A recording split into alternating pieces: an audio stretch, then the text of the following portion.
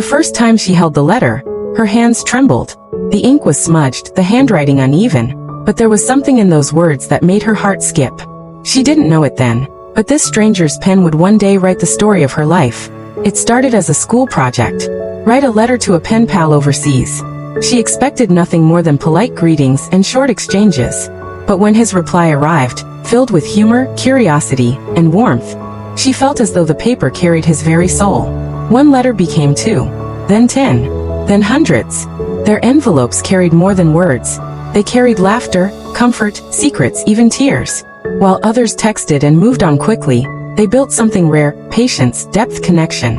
She would sit by her window, rereading his stories of farm life, his dreams of traveling the world, his fears of not being good enough. And across the ocean he waited for her letters, hanging on every word about her struggles in the city, her late-night doubts, and her wild hopes for love. Years passed, and though they had never touched, never seen each other in person, their bond grew stronger than any distance. Friends mocked it.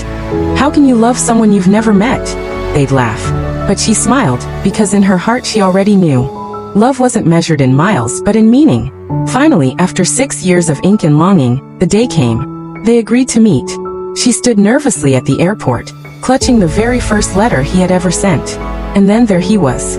Taller than she expected, his eyes softer than she had imagined.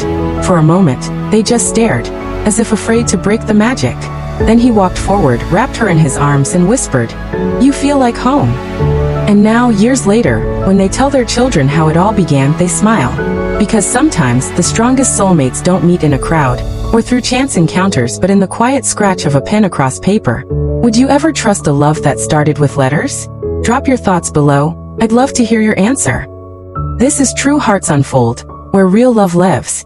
Don't forget to like, share, and subscribe for more true love stories that touch the soul.